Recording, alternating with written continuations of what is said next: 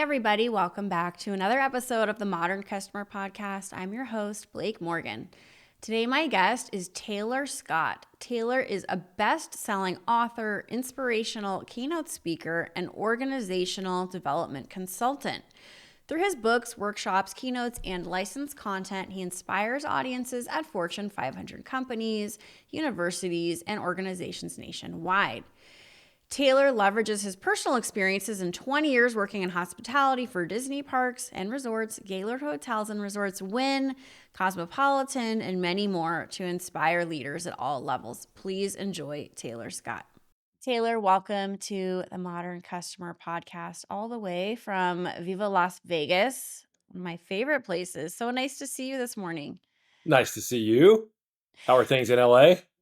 Amazing. Beautiful day. Birds are chirping. It rained this weekend, so the mountains are green. No complaints. Beautiful. So let's just talk a little bit about you for my audience that might not be familiar. You are a hospitality expert. How did you get started in hospitality?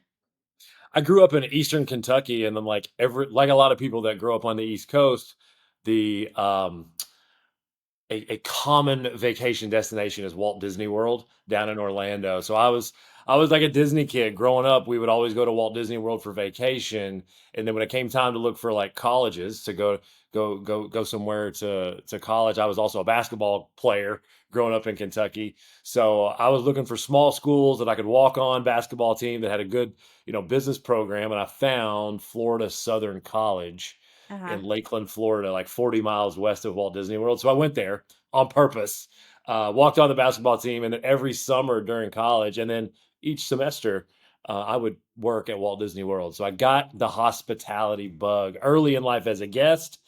And then when I first started working, it was kind of natural that I wanted to work at Disney. And then they really got me, tugged on the heartstrings. Yeah. So you've got the basketball thing. So you've got the teamwork thing going. Now hospitality. Let's just dive into your new book. It's your third book, Give Hospitality. So tell us That's about Give correct. Hospitality. Like, what's the inspiration and what are some of the main themes of the book? Yeah, so I chose this time to do. I wrote Ball Games to Boardrooms as my first book. All the lessons we learned from our coaches growing up that we can apply today in as an adult in corporate America. And then I wrote Lead with Hospitality, based on like inspired by my 20 years working in the hospitality industry, Walt Disney World, Disneyland, and then several years in between here in Las Vegas. At the Wynn and Encore, as well as the Cosmopolitan of Las Vegas, and then from this one, we started our company, Lead with Hospitality LLC, and I created like all this leadership development um, content and live, what I call leadership learning experiences from the tenants in this book. Coming from Disney, early on in my career, and then like being just a fan of all things storytelling, I go around talking about how important it is to tell stories and to leverage storytelling. So this time, to answer your question, for Give Hospitality, I wanted to try my hand at making it a story. So this one's a leadership fable. It's about it. Stop me if you've heard this one before. No. It's about it's about a young up and coming leader, a female leader in corporate America named Summer Grace, and she leaves a toxic job with a toxic boss, and she's looking for a new opportunity and Mhm. a better place to work with better leaders. So she goes to work for a fictional resort company that I made up called Koala Resorts. Koala means summertime in Hawaiian. Mhm. So there's a little, purposeful symbolism there that she's wondering, should she go? Is this the right decision? Her name is Summer Grace, and then later at the end of the story, she finds out. Of course, she chooses to go there to work. The story's about her first 2 weeks on the job. So this Koala Resorts that I've created in my mind and in my heart is really inspired by these 20 years I spent working all around multi different facets of and lines of business within the hospitality industry and the entertainment industries. And I chose to just pick out some of the greatest little nuggets and the greatest things that I found. So this fictional resort company, Koala Resorts, is known for their great workplace culture, and the great experiences that they create, not only for their guests, customers, and clients, but for the people that work there. So I wrote a story about her first 2 weeks on the job, which basically consists of week one, where all the newly hired leaders, there's 20 of them that have just joined the company. They're just to experience one of the resorts in the brand's portfolio. All the shopping, dining, recreational experiences, eat in the restaurants, enjoy the lounges, the bars, go to the pool, and bond with each other. And in week two, I chose to really make the bulk of this book, this story about week two. So each day of week two in her second week on the job, she goes to these orientation classes or experiences that I call hospitality conversations. And so all they do is each day they spend the entire day bringing to life how they at Coelho Resorts bring to life their five core values: give compassion, give encouragement, give kindness, give hospitality, and give leadership. And I chose to have a G word, an I word, a V word, and an E word that goes with and corresponds to each of those five core values. Just so folks out here, going through life, going through their careers, this is for emerging leaders as well as even seasoned leaders who would like to cultivate this type of a culture in their organization. And I chose to give a little bit of a roadmap on how the simple stuff, and it's not any one thing, but as you and I know, and many of your listeners, I'm sure, know all too well, it's it's doing the little things consistently over and over that'll really make a big impact. So that's really a little bit Mhm. about the book and what readers and potential readers can expect. That's interesting. I have not heard of another business author like using a fictional character to tell a story. Does she go through the hero's journey of having to face these seemingly insurmountable challenges and she overcomes, or what's usually there's some kind of drama or challenge in a fictional story. Do we find that in your book? Yeah, it really picks up where one of those challenges just occurred, where, in her previous job, the person that hired her was very charismatic and very charming, of course, at the beginning. And then she says yes, she goes to work for them, and then over time, the experience just started to deteriorate, much like in real life. How unfortunately we can have some leaders that they're all magical in the early going, but then the real them starts to come out. So this story is her comeback song, if you will. But also, I do bring to light some of the things that I know that my wife goes through, my sister goes through, a lot of my close friends and colleagues and other family members who are female, or my friends and colleagues and partners that are either women or women of color, the things that they unfortunately go through and have gone through recently. And so I bring a little bit of that to light as well. How Summer Grace, she meets a couple female leaders who have been successful, and she feels like they're going to be successful at Coelho Resorts. And not only are they newly hired salaried leaders at this fictional resort company, but they are senior leaders. Just to remind all of us that everybody matters, representation matters, and our diversity, whether it be gender, race, background, faith, beliefs, orientation of any kind, political, sexual, or otherwise, all of us are better together and smarter than any one of us. So there's a little bit of that throughout the entire story. All right. Well, I mean, that's definitely unique and love the fictional storyline. I think that's a really good way to educate people because even myself as a speaker, I'm always telling stories because I find that's the only thing that really helps people remember ideas is through a story. Let's talk about hospitality just in your experience. You said you worked at the Wynn and you've worked at the Disney resorts. What are some of the challenges that hospitality faces today that we didn't see before? Oh, so many. There's just getting more challenging by the day, by the week, especially in this post-COVID world. Um, whether it be the COVID stuff or the political climate, the social, socioeconomic climate. There's so many things, but some of the biggest challenges that we're seeing, that my clients and my partners and my former coworkers and my close friends that are still working somewhere in the industry are going through, kind of have this big range. Everything from, it's hard to hire people, it's hard to attract great talent, and then if you have great talent, it's hard to keep them there, particularly in the brick and mortar hotels and restaurants and casinos. I'm here in Las Vegas. with now remote work being so easily accessible and people can Mm-hmm. make a living, you can make a good living, as you know, working remotely and not having to go to a physical building. So that's one of the biggest challenges is how do we get people and how do we keep people engaged to want to be there.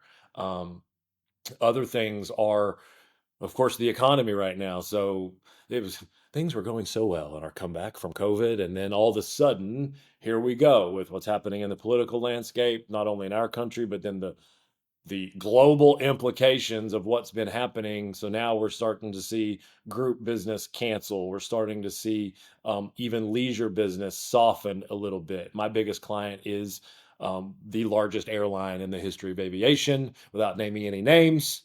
They connect people and unite the world. One of their hubs is LA, where you live, Chicago, San Francisco, Houston, Denver, Washington, Dulles, hint, hint, and Denver.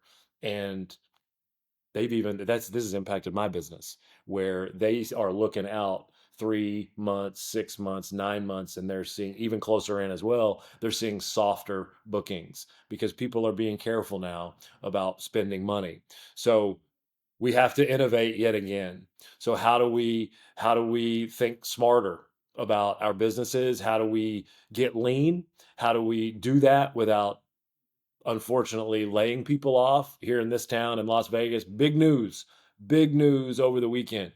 MGM Resorts let go 30 people that work in their concierge Mm-hmm. division at multiple different properties. They just got laid off.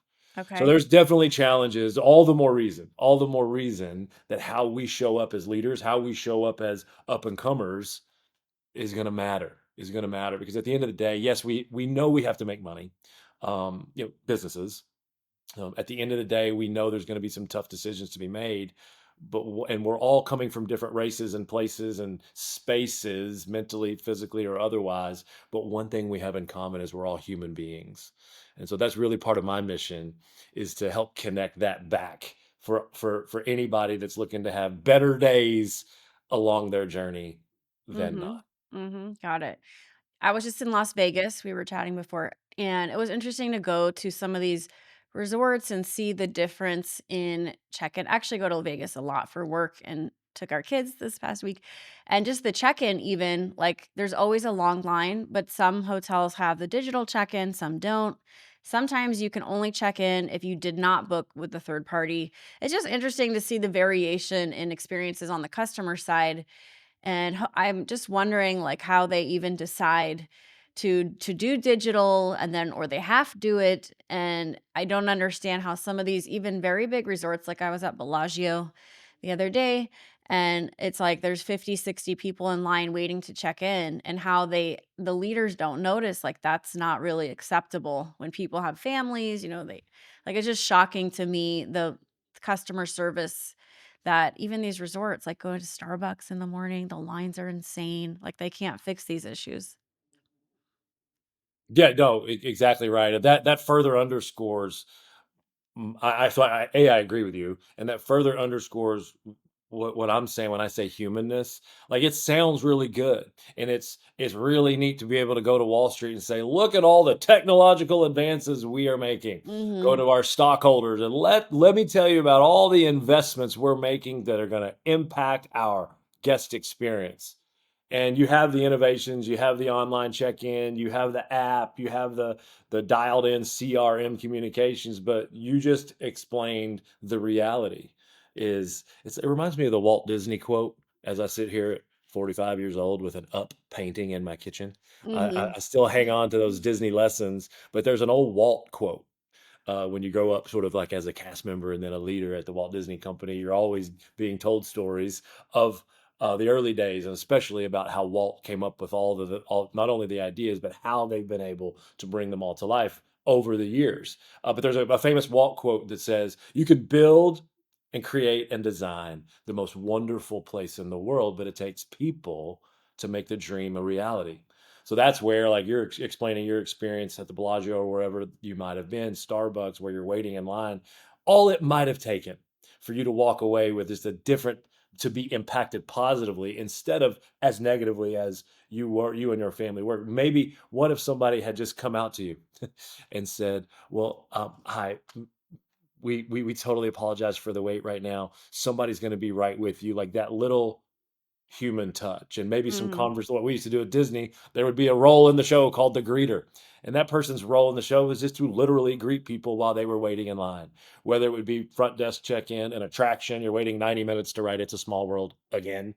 Well, what about having just somebody standing there engaging with people, answering any questions they might have? And you see that from time to time, to be fair, in a lot of these brands' defense. You'll see that. United Airlines, for example, will have people, just gave away my secret. United Airlines, for example, will have people oftentimes, if there is a long line at a certain airport at certain times of the day, when they have several different flights going out at the same time, they'll have somebody that's, and you see this sometimes at banks even, where they'll have people that are just working the line asking, what are you here for today? What can we help you with? And if it is something, if it is a product or if it is a service that the guest needs that is accessible on this kiosk that's right over here that they've inevitably spent millions of dollars to bring to market, you'll see them bring people out of line, help them at the kiosk, and so that they're on their way sooner. That's the type of stuff we want to see more of, but it all starts and ends with our ability to just have a heart for hospitality. This episode is sponsored by Scale. Want to launch a promotion, but instead you're launching another IT ticket? Does expanding into a new market feel like building a tech startup? Sounds painful.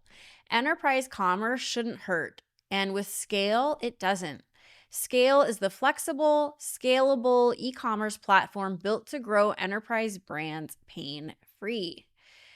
Don't just take our word for it. Brands like Harrods, Manchester United, and Snipes trust Scale to power their business. So why are you still suffering? So visit Scale today. That's SCAYLE. Yes, the Y is silent because you never have to ask why Scale isn't performing. Or find the link in the podcast description below.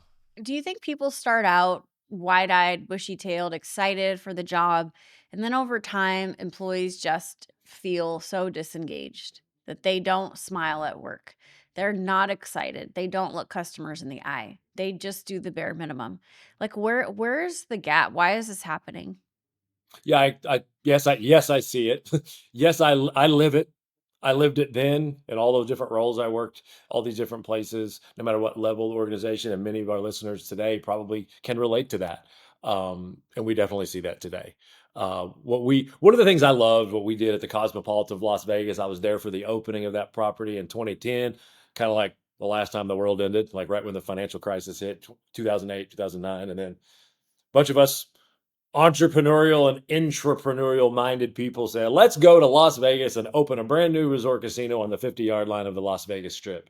And I loved everything we were trying to pull off, and I loved everything we were trying to introduce to not only this marketplace here in Vegas, but to the world of hospitality. So we had all these mantras that I loved. Everything from conversations make good company. Think about that. I love that. Whether it's the companies for whom we work or the company we keep outside of work, is it or is it not the conversations that can make or break the experience? So I used to love that one. Things like passion for possibility. But then one of the things we really loved and we leaned into, and in my role as a director of I was the director of identity membership, which was our loyalty marketing program. So another way to say I was the director of loyalty marketing Mhm. for the opening, and then for 4 years, what we would do, what the approach we were trying to inspire all of us to have, and it's one that I'm out here in the real world trying to inspire other organizations and other leaders to have it as well, is to focus on interactions instead of transactions.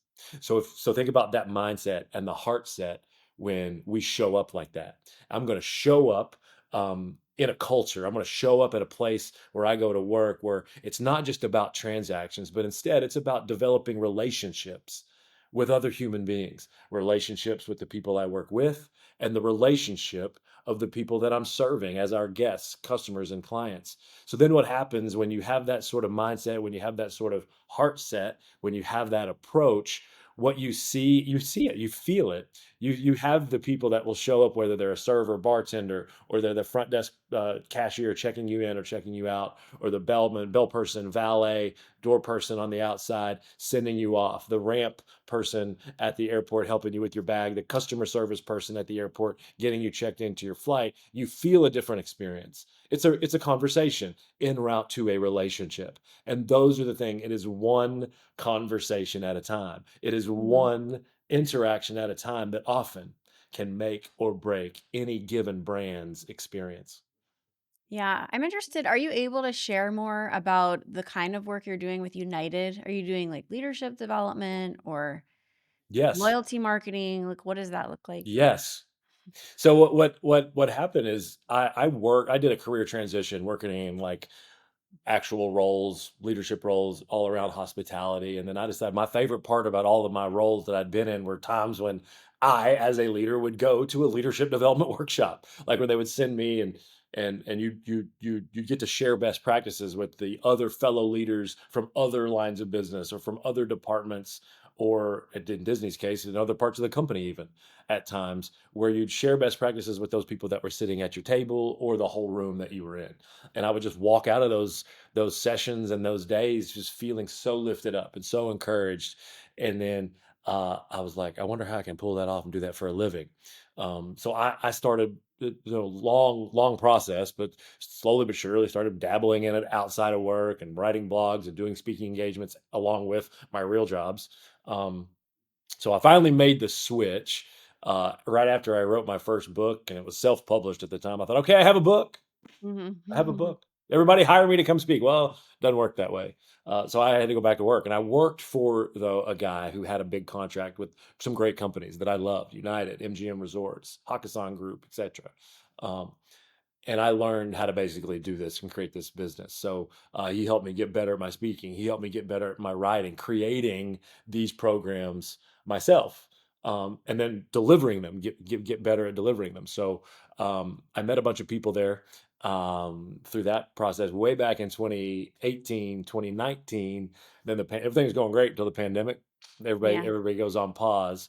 And then what happened is during the pandemic, I got reconnected with some folks there in global learning, and they invited me to be a part of an initiative that they were going to pour into the leaders, multiple levels of leadership at all around the organization, all around the enterprise. And they needed help. And they were going through some staffing issues where they either lost a bunch of people due to COVID, or they had to, unfortunately, give people a package and do some severance packages. So it was a great opportunity. It was a big setback for me because I had just been laid off myself. And then I started just showing up and trying to just give as much as I could to their cause. And it started out really small. And then that lasted for like 8 months, where I just get on a United flight here in Las Vegas and I'd go somewhere to one of their hubs. And Mhm. I would do these sessions, I would do these classes just like those ones that I used to love when I was in their shoes, when I was a leader of people or leader of teams or leader of different operations in these other lines of business. So it started small, and then uh, over time, this thing has grown. So now I'm like an actual vendor. They call them business partners. So I'm like a business partner that they outsource many of their leadership development, and other companies do this with us as well, where they'll outsource their leadership development classes, sessions, and they're even licensing some of my content. So Mhm. content that I developed from all of the tenants in Lead with Hospitality, but I made it specifically about them and their brand and the journey that they are on. Mhm. So it's been going great. So you name a line of business. They call them work groups, whether it's flight operations, that's pilots or people that do pilot training; in flight, that's flight attendants or the people that lead the flight attendant operations; airport operations, that's customer service people and ramp; um, several other organizations within the system, as they call it, contact centers. So we are out there. I've got a group of me plus like 10 other independent contractors, and I call them, they're my business partners, and we were all in this together. So I did all these things that I learned all those years working at actual jobs, especially for that guy that helped me transition from what I was doing to what I'm doing now, his own company, where he put me in a role, director of training and communications, that I not only got to practice my writing, but I got to practice my speaking, but I got to practice leading other facilitators and teaching other facilitators how to deliver this content and create these live learning experiences. So now I get to do all the things that I've learned that I'm good at and that I like. Um, and it all goes really well until the economy, falls flat, and then we're all in trouble, kind of thing.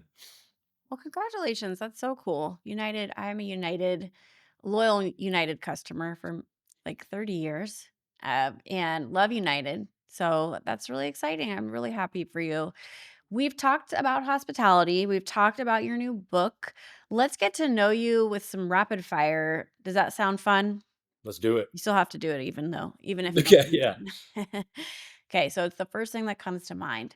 All right, first question. What's the most important part of your morning routine? Working out. What show are you currently streaming? Oh, I don't think I have just one. I would say it's like these Netflix ones that are like documentaries. I'm a big sports guy, so I like the ones like the Red Sox. There's a couple that have to do with Boston Red Sox right now on Netflix. So I think I'm right in the middle of like the first one of those. Totally.